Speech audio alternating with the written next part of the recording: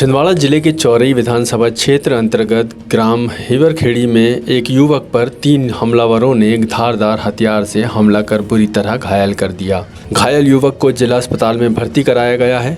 जानकारी के अनुसार घायल युवक नागपुर के वर्धा में मजदूरी करता है और छुट्टियों पर अपने गाँव आया हुआ था, जहाँ गाँव के ही 3 युवकों ने उस पर जानलेवा हमला कर दिया। इस हमले में घायल के साथ ही उसका भाई भी बीच बचाव करने में घायल हुआ है। पुलिस ने मामला पंजीबद्ध कर जांच में लिया है। वहीं घायलों को जिला अस्पताल में उपचार के लिए भर्ती कराया गया है। घटना को लेकर घायल का भाई और घायल ने क्या कहा, आपको सुनाते हैं। हमको बीच बचाने में छुटाने में हथियार लगा है। किसको बचा रहे थे? भैया को मार रहा था, रविशंकर वर्मा को।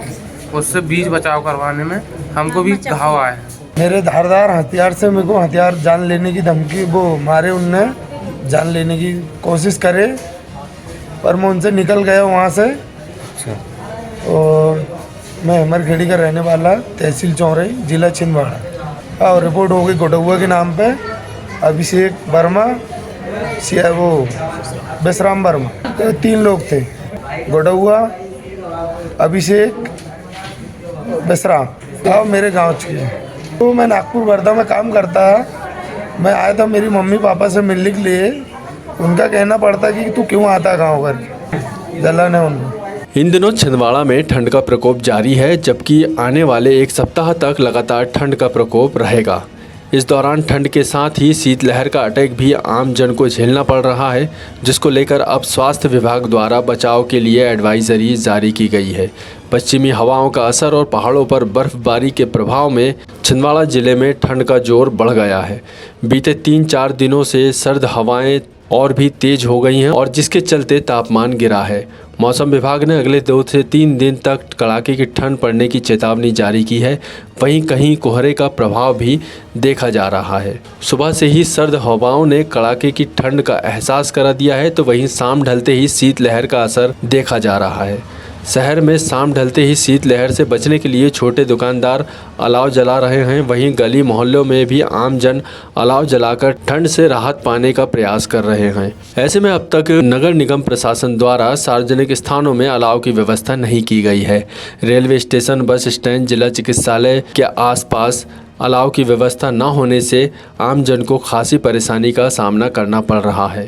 वहीं दूसरी ओर बच्चों का सुबह का स्कूल लगने में भी अभी कोई टाइम चेंज नहीं किया गया है। इधर ठंड से बचाव और सावधानी को लेकर छिंदवाड़ा के विख्यात चिकित्सक GS दुबे ने मीडिया को जानकारी देते हुए आम जन से क्या अपील की है, आपको सुनाते हैं। मैं डॉक्टर GS दुबे। आप जैसे कि आपने बताया कि ठंड बहुत ज़्यादा अधिक कुछ दिनों से हो रही है और उसमें कौन कौन सी बीमारियां हो सकती हैं। तो सबसे ज़्यादा कॉमन बीमारियां ठंड की जो मौसम में रहती हैं वो कार्डियक स्ट्रोक के चांसेस बढ़ जाते हैं, हार्ट अटैक के चांसेस बढ़ जाते हैं, अस्थमैटिक अटैक के चांसेस बढ़ जाते हैं, एलर्जिक डिसीजेज जिनको एलर्जिक राइनाइटिस, ब्रोंकाइटिस है वो बढ़ जाती हैं, जिनको आर्थराइटिस वगैरह प्रॉब्लम्स हैं वो बढ़ जाती हैं। तो इन्हीं चीज़ों का सावधानी बरतना है, ताकि अगर आपको हार्ट की कार्डियक बीमारी है, कोई हार्ट की दवाइयाँ चल रही, BP की दवाई चल रही, शुगर की दवाइयाँ चल रही, जिससे कार्डियक रिस्क बढ़ती है, तो प्रॉपर उनकी दवाइयाँ लें। कोई ऐसा ना हो कि बीच में छोड़ के ले रहे हैं या उनका पर्याप्त मात्रा में आप चेकअप नहीं करा रहे हैं, या कोलेस्ट्रॉल कंट्रोल नहीं रख रहे हैं, या शुगर कंट्रोल नहीं रख रहे हैं, या BP कंट्रोल, वो सब कंट्रोल रखें। अस्थमा अगर आपको है, एलर्जिक ब्रोंकाइटिस अगर आपको है, एलर्जिक राइनाइटिस वगैरह अगर आपको है, तो उसके पर्याप्त मात्रा में इनहेलर और जो एंटी एलर्जिक मेडिसिन आपके डॉक्टर ने दी हैं वो देते रहें। समय समय पर डॉक्टर को चेकअप कराएं। थोड़ा सा भी अगर आपको चेस्ट पेन या घबराहट या स्वेटिंग या शॉर्टनेस ऑफ ब्रेथ हो रही हैं तो डॉक्टर को ज़रूर विजिट करें, क्योंकि इसमें संभावनाएं हार्ट अटैक की बढ़ जाती हैं, अस्थमा की बढ़ जाती हैं। अगर आर्थराइटिस आपको है, जोड़ों में दर्द की संभावना आपको अगर है, तो जोड़ों का वर्मा पर्याप्त मात्रा में लें। एंटी रूमेटिक आर्थराइटिस जो मेडिसिन चल रही हैं वो पर्याप्त मात्रा में लेते रहें, इसमें छोड़े नहीं। कभी कभी पेन किलर की आवश्यकता पड़े तो डॉक्टर के प्रिस्क्रिप्शन से उसे भी लें। और ठंड से एकदम से बचें कि आप घूमने जाते हैं तो जो ठंड बाकायदा बंद करके जाएँ, कान और मफलर वगैरह डाल के जाएँ, या फिर थोड़ा सा धूप निकलने के बाद वॉक करें अगर आप कोई रिस्क फैक्टर में हैं तो। और घर पर एक्सरसाइज करें, सूर्य नमस्कार करें, सारे हेल्दी डाइट्स रखें। आज छिंदवाड़ा जिला न्यायालय परिसर में वर्ष की अंतिम नेशनल लोक अदालत का आयोजन किया गया, जिसमें क्राइम और सिविल से संबंधित समझौते योग्य केस रखे गए। तो वहीं बैंक, नगर निगम, नगर पालिका, BSNL सहित अन्य मामले समझौते के लिए रखे गए। नेशनल लोक अदालत के माध्यम से हजारों विवादित और समझौते योग्य मामलों को सुलझाकर पीड़ितों को राहत दिलाई गई। आपको बता दें, लोक अदालत के माध्यम से निराकरण होने वाले केसों में दोनों ही पक्षों की जीत होती है और दोनों ही पक्षों की कोर्ट फीस भी वापस की जाती है। इसको लेकर न्यायाधीश ने जानकारी देते हुए क्या कहा, आपको सुनाते हैं। इस वर्ष की अंतिम नेशनल लोक अदालत का आयोजन आज 14 दिसंबर 2024 को किया जा रहा है। इस लोक अदालत में कुल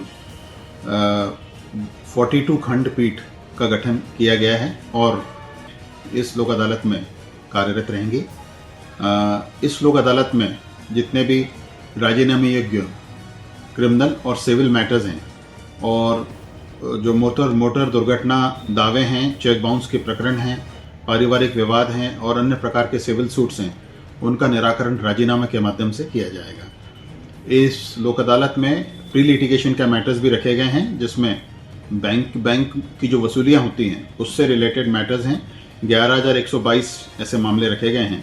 इसके अलावा नगर निगम छिंदवाड़ा और समस्त तहसीलों के नगर पालिका, नगर परिषदों के जल कर से संबंधित 1863 मामले, संपत्ति कर के मामले, विद्युत बिल बकाये के मामले, BSNL के बकाये के मामले भी प्री लिटिगेशन के निराकरण के माध्यम से इस लोक अदालत में रखे गए हैं। इनका निराकरण किया जाएगा। लोक अदालत में अधिक से अधिक मामलों का निराकरण करने के लिए हम पक्षकारों को और सभी अधिवक्ताओं को उत्साहित और प्रेरित कर रहे हैं, क्योंकि राजीनामे के माध्यम से जब इन प्रकरणों का निराकरण होता है तो जो निराकरण होता है वह अंतिम होता है, फाइनल होता है। उसके खिलाफ कोई अपील नहीं होती, उसके खिलाफ कोई रिवीजन नहीं होती और दोनों ही पक्ष जो राजीनामे में पक्षकार होते हैं, दोनों ही विजयी होते हैं। मौसम सर्द है और ऐसे में पतंग उड़ाने का अपना अलग ही मजा है। इस पारंपरिक खेल में जहां व्यापारियों ने विविध किस्म की पतंग निर्माण कर रखा है, तो वहीं अब व्यापारियों को पतंग उड़ाने वाले और शौकीनों का इंतजार है। व्यापारी बताते हैं कि फिलहाल व्यापार में कोई उठाव नहीं है, स्कूलों की छुट्टी के बाद व्यापार उठेगा। इन सब के बीच गंभीर विषय यह है कि पतंग उड़ाने के लिए इस्तेमाल होने वाला जानलेवा चाइनीज़ मांझा, जो कि प्रतिबंधित किया जा चुका है, बाज़ार में यह मांझा बिकना बंद हो गया है, लेकिन ऑनलाइन बहुत आसानी से मिल रहा है, जिस पर प्रशासन का कोई अंकुश नहीं है। गौरतलब हो कि इस मांझे से कई लोग घायल हो चुके हैं और देश में कई लोगों की मौत भी हो चुकी है।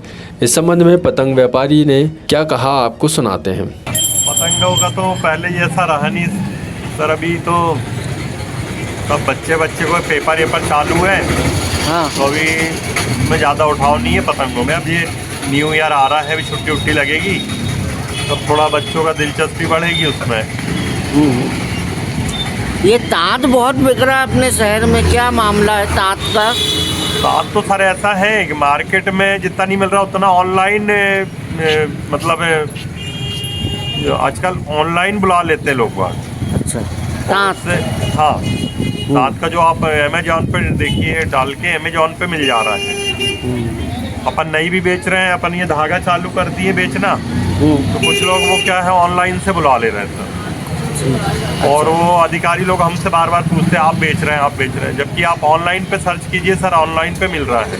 अच्छा, उन पर कोई कार्रवाई नहीं होती है। आगामी 16 दिसंबर को भोपाल विधानसभा का घेराव करने की तैयारी में कांग्रेस जुट गई है। इसको लेकर प्रदेश के सभी जिला अध्यक्षों ने पत्रकार वार्ता आयोजित कर विधानसभा घेराव की रूपरेखा की जानकारी दी है।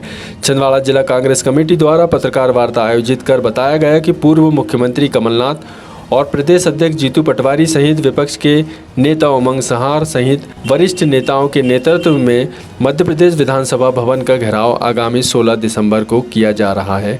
उन्होंने बताया कि बढ़ती महंगाई, बेरोजगारी, अपराध और महिला अपराध में प्रदेश अव्वल होता जा रहा है। उन्होंने बताया कि मध्य प्रदेश में भाजपा सरकार के 1 वर्ष पूरे हो गए हैं और चुनावी वादे आज भी अधूरे हैं। ऐसे ही मुद्दों को लेकर विधानसभा घेराव आंदोलन किया जा रहा है, जिसमें जिले से हजारों की संख्या में कार्यकर्ता भोपाल पहुंचेंगे। इसको लेकर प्रदेश कांग्रेस उपाध्यक्ष गंगा प्रसाद तिवारी और जिला अध्यक्ष विश्वनाथ ओक्टे ने क्या कहा, आपको सुनाते हैं। और सरकार को घेरना और उसको चलाना, जो प्रमुख मुद्दे हैं उसमें से बहुत सारे आप कुछ समझते हैं और आपने कुछ देखा है, चाहे वो बेरोजगारी की समस्या हो, महंगाई की हो, किसान की हो, गरीब की हो, महिलाओं की हो, युवाओं की हो, ये पूरा ऐसा कोई वर्ग नहीं है जो सरकार से संतुष्ट है। ये निश्चित रूप से अपने वाहवाही स्वयं अपनी पीठ थपथपाकर मुख्यमंत्री कह रहे हैं कि 1 साल सफलतापूर्वक किया हो, परंतु जनता की कोई उपलब्धि नहीं, जनता के लिए कोई उपलब्धि नहीं है और जनता की कोई आवाज़ सुनने को तैयार है। आप चाहे आप छिंदवाड़ा की बात करें, अब जैसे बात कही गई आदिवासियों की भूमि का अंतरण हो रहा है, गैर आदिवासियों को हो रहा है। कई बार ये प्रश्न उठाया गया, कई बार जानकारी मांगी गई, जानकारी मिलती नहीं और कोई जानकारी देने को तैयार नहीं। आप देख रहे हैं यहाँ लोकल का हम देखें, छोटे जो व्यवसायी हैं, जो नगर निगम की जो स्थिति आप देखें, छोटे व्यवसायी जो चिल्लर अपना वो दुकान लगाते हैं, पेट भरते हैं, उनकी हालत आप देखिए किस तरह से अतिक्रमण के नाम पर उनको हटाया जाता है। महंगाई की स्थिति आप देख रहे हैं, अभी महंगाई का बहुत बुरा हाल है। महंगाई में आप देख रहे हैं कि हर क्षेत्र में, चाहे वो हमारा घरेलू जीवन उपयोगी वस्तुओं का हो या हमारे अन्य वस्तुओं का हो, हर जगह आज महंगाई की बात कि हम सबको पड़ रही है। मैं पत्रकार साथियों से निवेदन करता हूँ कि आप हम सब मिलकर इस प्रदेश को जो गर्त में जा रहा है उसमें आप सबका हमें सहयोग चाहिए और हम सब मिलकर प्रदेश की सरकार को जगाने के लिए आज आंदोलन हो रहा है। ये थी आज की कुछ खास खबरें। ऐसे ही खबरों से जुड़े रहने के लिए चाणक्य केसरी टीवी को लाइक, शेयर और सब्सक्राइब करना ना भूलें।